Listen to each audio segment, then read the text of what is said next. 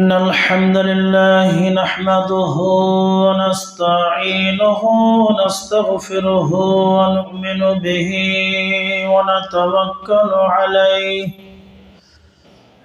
ونعوذ بالله من شرور أنفسنا ومن سيئات أعمالنا من يهده الله فلا مضل له ومن يضلله فلا هادي له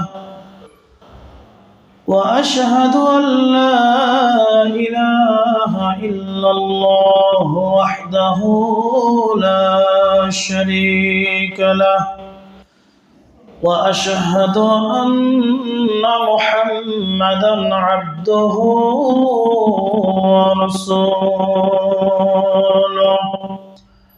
أما بعد فقد قال الله تبارك وتعالى في كلامه المجيد وفرقانه الحميد أعوذ بالله من الشيطان الرجيم بسم الله الرحمن الرحيم ولا تقربوا الزنا إنه كان فاحشة وساء سبيلا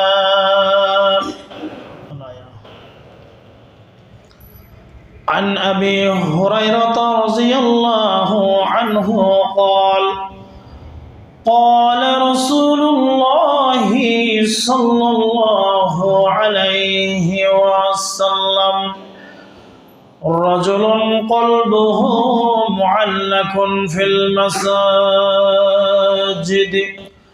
ورجلان تحابا في الله اجتمعا عليه وتفرقا عليه ورجل طلبته امرأة ذات منصب وجمال فقال إني أخاف الله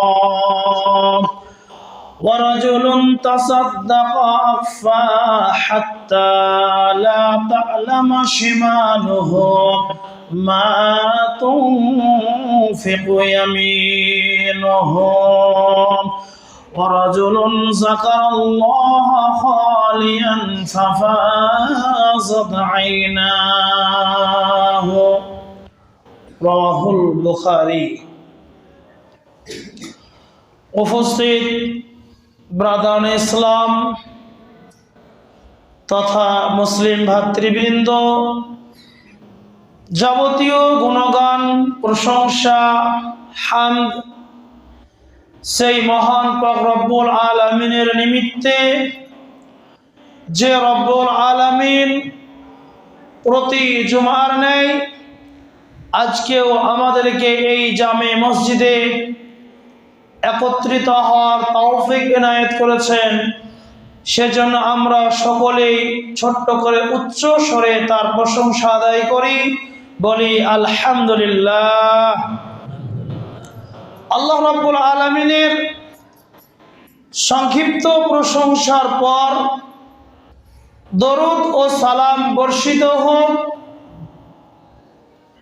আহমদে মুজতাবা মুহাম্মদ মুস্তাফা বলি সাল্লাল্লাহু আলাইহি ওয়াসাল্লামের উপর, আল্লাহুম্মা আমিন। সম্মানিত উপস্থিতি, আমি আপনাদের সম্মুখে পবিত্র গ্রন্থ কুরআনুল কারীম, এই কুরআনুল কারীমের সূরা বনী ইসরাঈল এই সূরা থেকে 32 নম্বর আয়াত পাঠ করেছি এবং সহিহ বুখারী থেকে একটা হাদিস পাঠ করেছি, হাদিস নাম্বার হচ্ছে 660। আবার এই হাদিসটি বুখারীর মধ্যে এসেছে 1423 নম্বর। বিষয়বস্তু হচ্ছে গত জুমাতে যে বিষয় নিয়ে আলোচনা করেছিলাম, যে বিষয়টা অসমাপ্ত থেকে গিয়েছিল, আজকে তার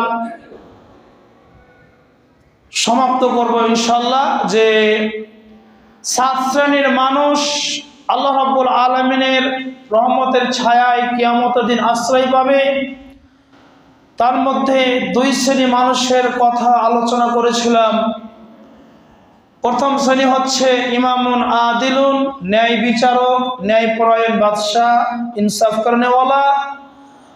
আর 2 নম্বর ছিল সেই সমস্ত যুবক, তরুণ, জওয়ান যাদের যৌবনকালটা আল্লাহ রাব্বুল আলামিনের ইবাদতের মাধ্যমে অতিবাহিত হয়েছে, ইবাদতের মাধ্যমে নিজেদের যৌবনকালটাকে পার করেছে।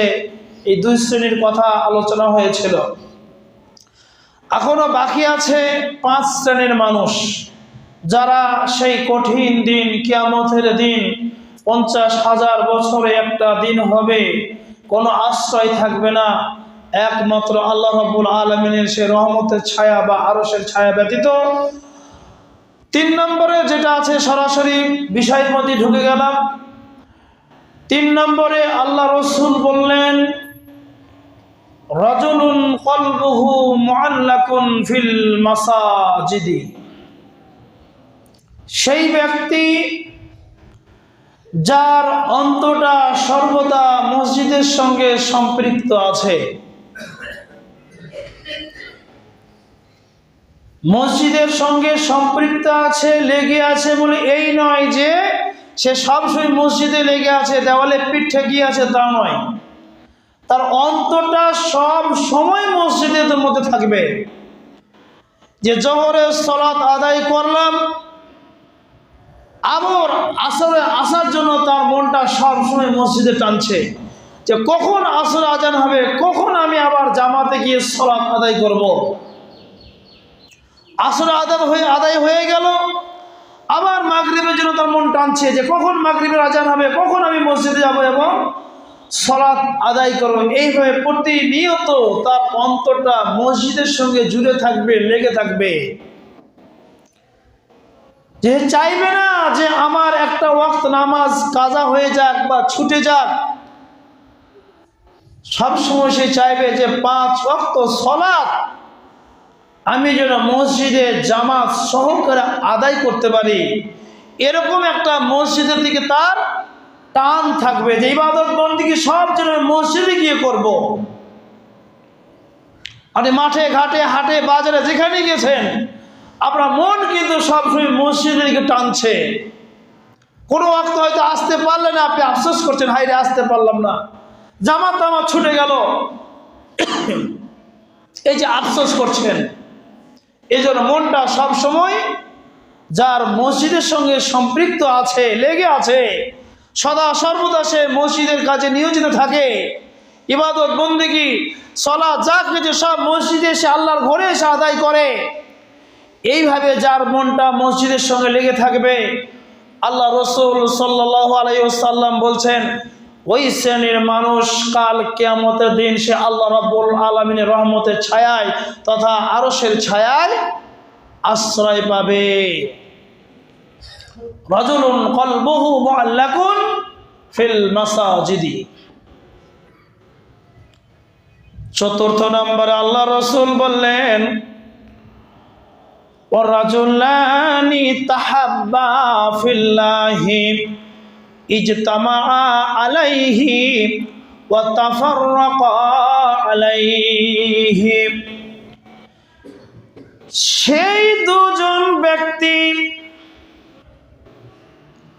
ওই 2 জন ব্যক্তি আল্লাহ রাব্বুল আলামিনের রহমতের ছায়ায় স্থান পাবে, আশ্রয় পাবে। রাজুলানি তাহাব্বা ফিল্লাহি, যারা আল্লাহ রাব্বুল আলামিনের ওয়াস্তে একে অপরকে ভালোবাসে,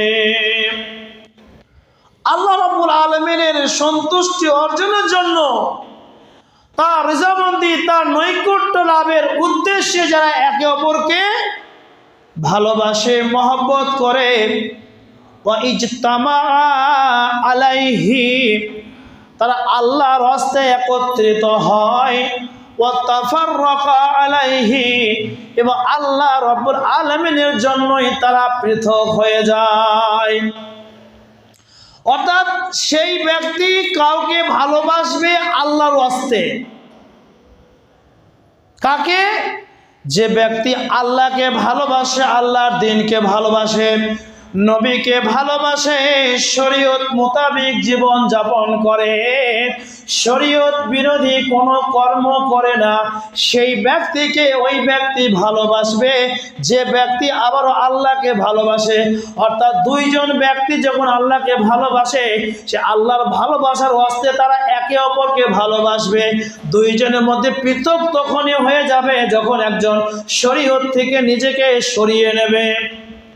অর্থাৎ যে আল্লাহকে ভালোবাসে না, যে আল্লাহর দ্বীনকে ভালোবাসে না, যে শরীয়তকে ভালোবাসে না, যে কোরআনকে মানে না, যে রাসূল সাল্লাল্লাহু আলাইহি সাল্লামকে মানে না, যে দ্বীনের পথে চলে না এবং দ্বীনের বিরুদ্ধে কটু কথা বলে, কুমন্তব্য করে, সেই ব্যক্তি করবে কি? যে আল্লাহওয়ালা, সে তার সঙ্গে বন্ধন ছিন্ন করবে, তার সঙ্গে কোনো সম্পর্ক রাখবে না।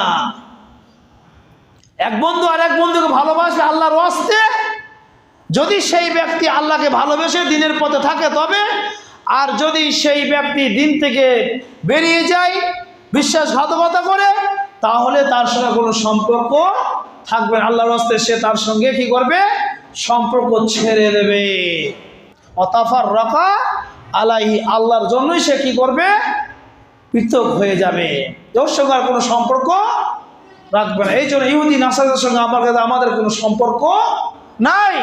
আল্লাহ রাসূল বলেছেন যে তোমরা ওদেরকে কোনো সময় বন্ধু হিসাবে গ্রহণ করো না, বন্ধুর নজরে ওদেরকে দেখো না, ওদের সঙ্গে তোমার কোনো বন্ধুত্ব করো না, তাই না? সদা সর্বদা ইসলামের দুশমন এরা, আল্লাহ রাসূলকে মানে না।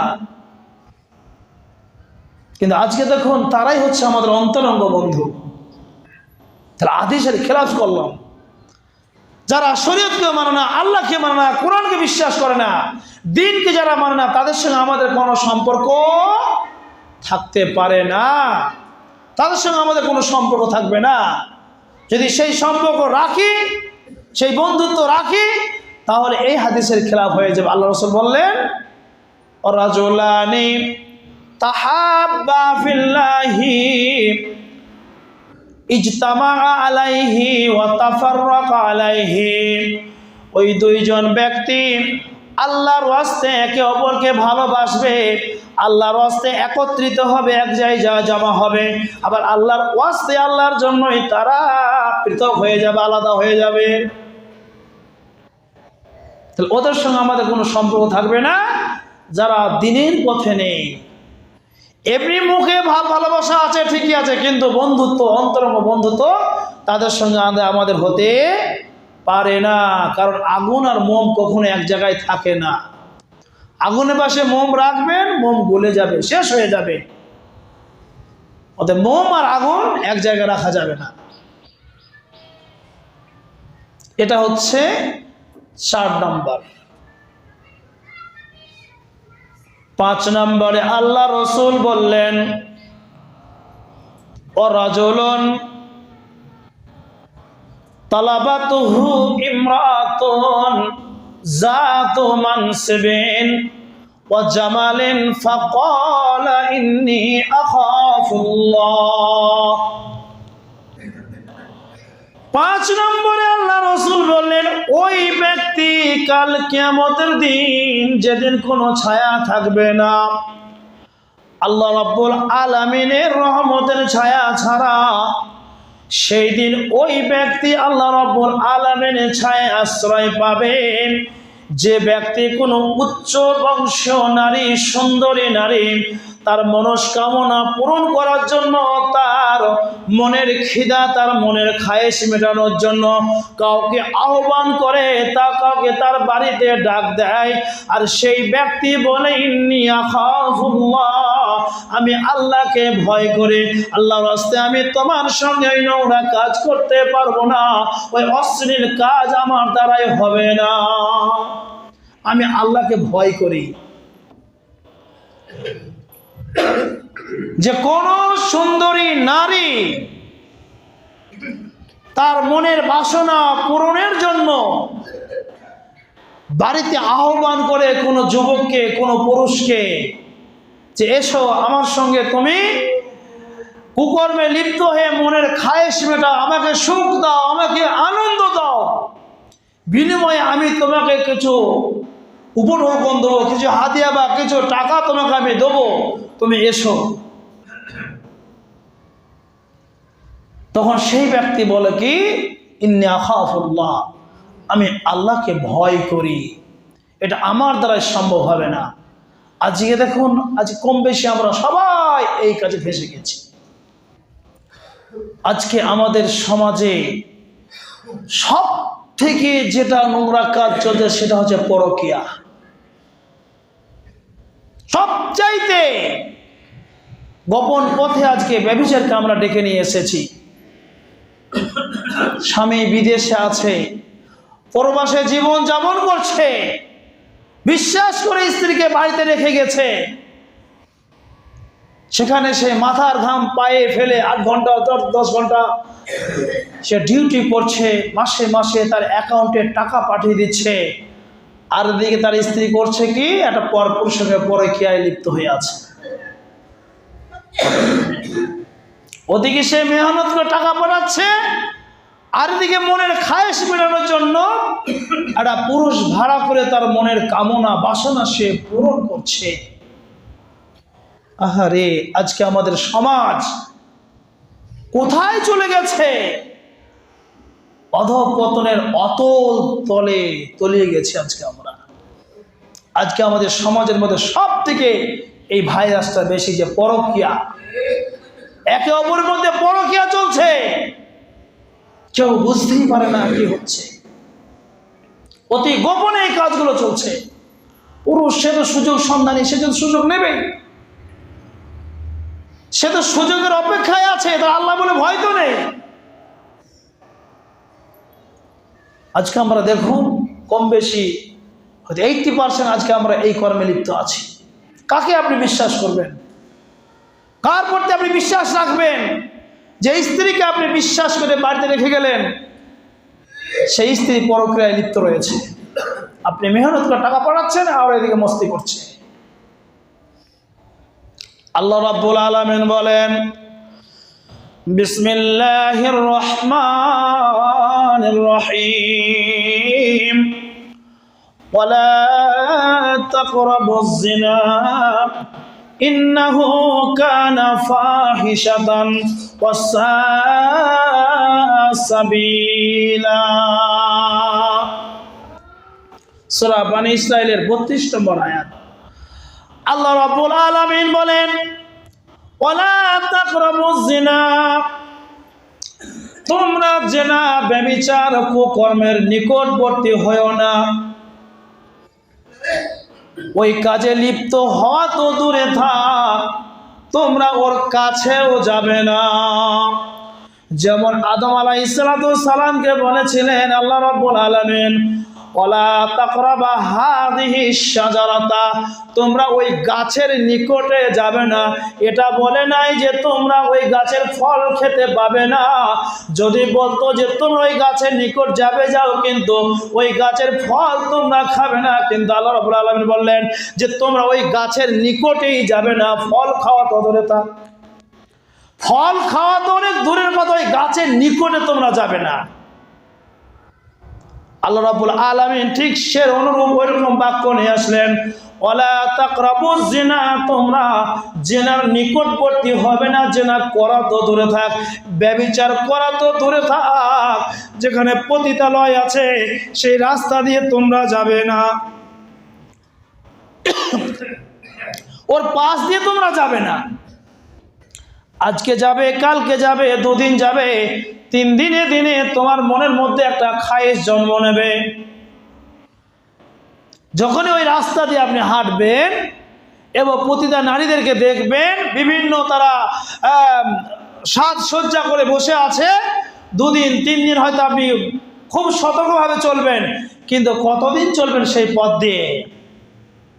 আলাপ পরিচয় হতে হতে একদিন হয়তো সম্পর্কে জড়িয়ে যাবেন। এজন্য ওর কাছে যাওয়া যাবে না। কেন যাওয়া যাবে না?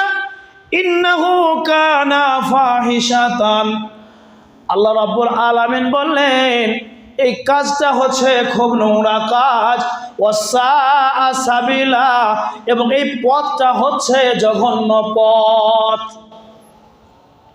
কাজটা নোংরা, পথটা জঘন্য পথ। তারপর এই পথে যারা থেকে ইনকাম করে তারা হারাম পথে থেকে হারাম ভাবে উপার্জন করছে, এবং সেই হারাম উপার্জন থেকে তারা খাদ্য সামগ্রী কিনে নিজের পেট ভরাচ্ছে। এটাকে একটা ব্যবসায় পরিণত করে নিয়েছে। তাহলে পথটা হচ্ছে নোংরা পথ, কাজটা হচ্ছে হারাম কাজ। যদি আপনি ওই পথে যান, ওই কাজে লিপ্ত হয়ে যান, তাহলে আপনি ধ্বংস হয়ে যাবেন, আপনি শেষ হয়ে যাবেন, আপনাকে জাহান্নামী হতে হবে। আল্লাহ রাসূল সাল্লাল্লাহু আলাইহি সাল্লাম যখন মিরাজে গিয়েছিলেন, তো জাহান্নামে একটা দেখলেন যে কলসির মতো, ভিতরটা বিশাল কিন্তু মুখটা ছোট্ট। সেখানে দেখলেন নারী পুরুষ উলঙ্গ হয়ে জাহান্নামের আগুনে দাও দাও করে জ্বলছে। জিবরিল আমিনকে জিজ্ঞেস করলেন, এ জিবরিল, এরা কারা?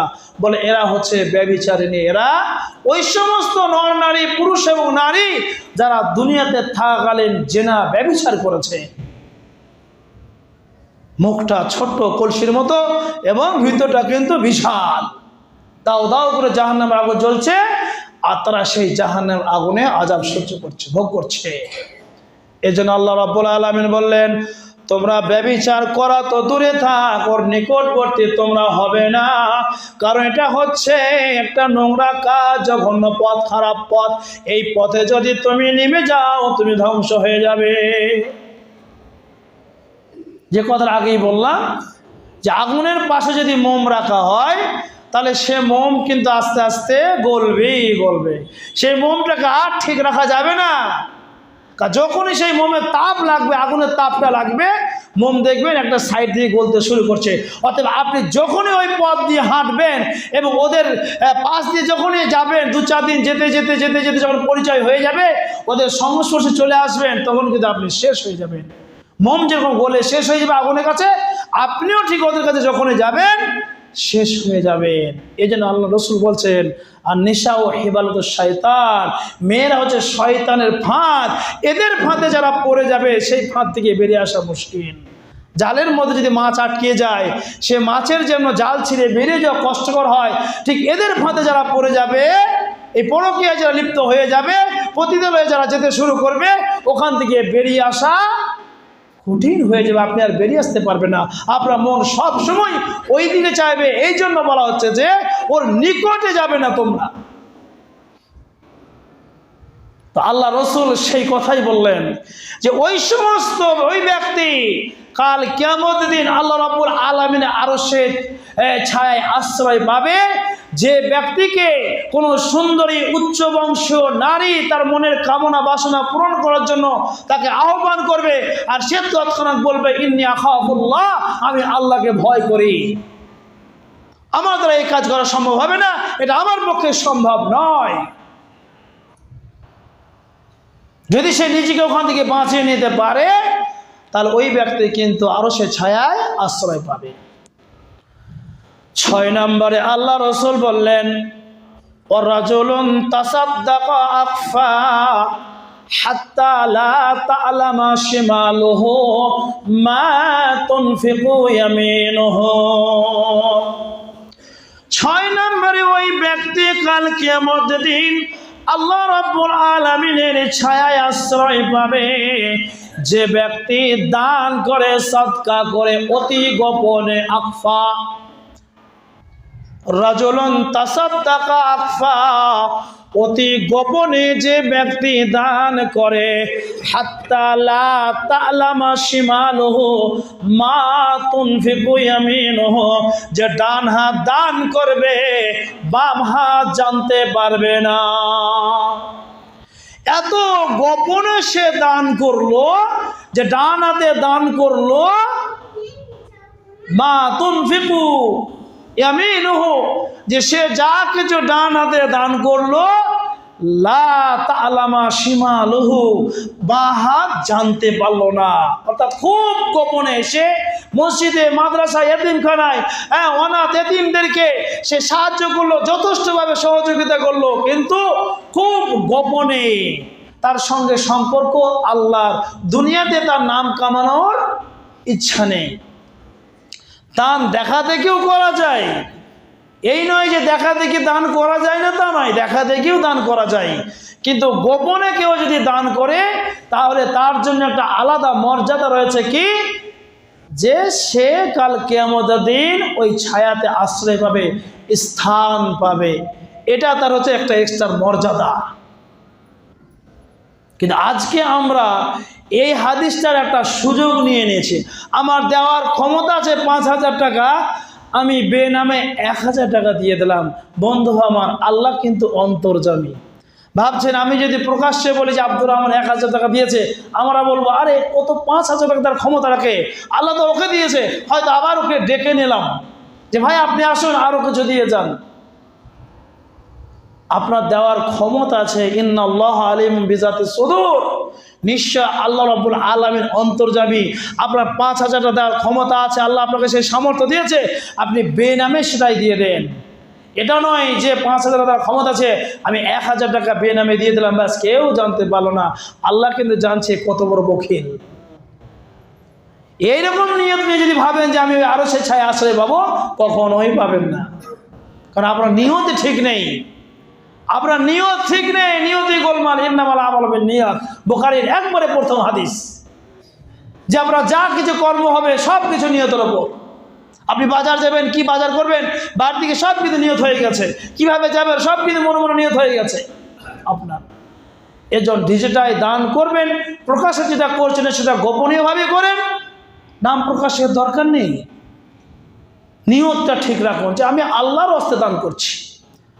দুনিয়াতে আমার কোনো প্রয়োজন নেই, আমার নাম হোক, আমার যশ হোক, আমার খ্যাতি হোক, কোনো প্রয়োজন নেই, আমি দান করবো আল্লাহর হস্তে।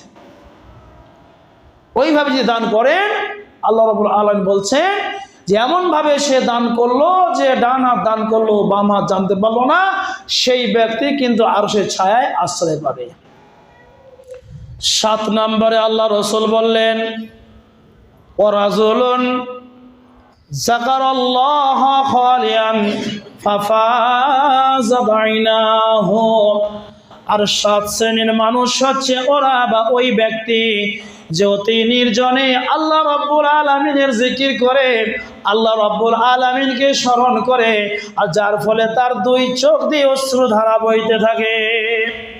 এমন ভাবে সে আল্লাহ রাব্বুল আলামিনের ইবাদতে মশগুল হয়ে যায়, এমন ভাবে সে আল্লাহ রাব্বুল আলামিনকে জিকির করতে থাকে, স্মরণ করতে থাকে, যে তার অন্তর ডুকরে ডুকরে কেঁদে ওঠে, আর তার 2 চোখ দিয়ে ঝরঝর করে অশ্রু বইতে থাকে। আল্লাহ রাসূল বলছেন, যে ব্যক্তি অতি নির্জনে নিরালায় একাকী চোখের পানি ছেড়ে দিয়ে আল্লাহ রাব্বুল আলামিনকে স্মরণ করবে, কাল কিয়ামতের দিন ওই ব্যক্তি আরশের ছায়ায় আশ্রয় পাবে। তাহলে এই 7 শ্রেণীর মানুষ আল্লাহ রাব্বুল আলামিনের আশ্রয় ছায়াতে আশ্রয় পাবে কাল কিয়ামতের দিন, সেই কঠিন দিন যেদিন কোনো ছায়া থাকবে না, যেদিন কোনো গাছপালা, তরুলতা, খাল বিল, নদী নালা, সাগর সমুদ্র, ঘর বাড়ি, অট্টালিকা, রাজপ্রাসাদ, ভবন, কোনো কিছুই থাকবে না, একমাত্র আল্লাহ রাব্বুল আলামিনের রহমতের ছায়া ব্যতীত। সেদিন এই 7 শ্রেণীর মানুষ আল্লাহ রাব্বুল আলামিনের আরশের ছায়ায় আশ্রয় পাবে। নাম্বার 1, ন্যায়পরায়ণ ব্যক্তি বা ইনসাফ করেনেওয়ালা ন্যায় বিচারক। 2 নম্বর হচ্ছে ওই যুবক যার যৌবনটা আল্লাহর রাস্তায় কেটেছে। 3 নম্বর হচ্ছে ওই ব্যক্তি যার অন্তর সর্বদা মসজিদের সঙ্গে সম্পৃক্ত রয়েছে। চতুর্থ হচ্ছে ওই দুইজন ব্যক্তি যারা আল্লাহর ওয়াস্তে একে অপরকে ভালোবাসে, একত্রিত হয়, এক জায়গায় জমা হয় এবং আল্লাহর জন্যই তারা পৃথক হয়ে যায়। পঞ্চম নম্বর হচ্ছে ওই ব্যক্তি যে ব্যক্তিকে কোনো উচ্চ বংশের সুন্দরী রমণী তার মনের কামনা পূরণ করার জন্য তাকে ডাক দেয় আর সে বলে ইন্নী আখাফুল্লাহ, আমি আল্লাহকে ভয় করি। 6 নম্বর হচ্ছে ওই ব্যক্তি যে ব্যক্তি দান এত গোপনে করে যে ডান হাতে দান করে বাম হাতে জানতে পারে না। 7 নম্বর হচ্ছে ওই ব্যক্তি যে একেবারে নীরবে নিরালায় নির্জনে আল্লাহকে জিকির করে, আল্লাহকে স্মরণ করে, আর যার ফলে তার চোখ দিয়ে অশ্রু বইতে থাকে। এই 7 শ্রেণীর মানুষ কাল কিয়ামতের দিন আল্লাহ রাব্বুল আলামিনের রহমতের ছায়ায় আশ্রয় পাবে। 7 শ্রেণীর কথা উল্লেখ করলাম। বুখারীর 660 নম্বর হাদিস, 1423 নম্বর হাদিস। নিজের বিবেককে প্রশ্ন করুন, এই গুণগুলোর মধ্যে কটা গুণ আমার মধ্যে আছে? আপনি কতটা আল্লাহকে ভয় করেন? আল্লাহর প্রতি আপনার কতটা বিশ্বাস রয়েছে? আপনি কিভাবে আল্লাহর রাস্তায় খরচ করেন? আপনি নিজের বিবেককে প্রশ্ন করুন, উত্তরগুলো হয়তো আপনি নিজেই পেয়ে যাবেন। যাই হোক, পরিশেষে দোয়া করে আল্লাহ গো, আমরা দুটি জুমা মাধ্যমে যে 7 শ্রেণীর মানুষের কথা আমরা শুনলাম, জানতে পারলাম রাসূল সাল্লাল্লাহু আলাইহি ওয়াসাল্লাম হাদিসের মাধ্যমে, আল্লাহ ওই 7 শ্রেণীর মানুষের মধ্যে আল্লাহ আমরা যদি এক শ্রেণীর মানুষ হতে পারি, আমাদেরকে তুমি সেই তৌফিক দান করো এবং সেই কঠিন দিনে যেন আমরা তোমার সেই রহমতের ছায়ায় আশ্রয় পেতে পারি। আল্লাহ তুমি আমাদেরকে সেই তৌফিক দান করো এবং সেইভাবে তুমি আমাদেরকে ইসলামের পথে চালিত করো। ওমা আলাইনা ইল্লাল বালাগ।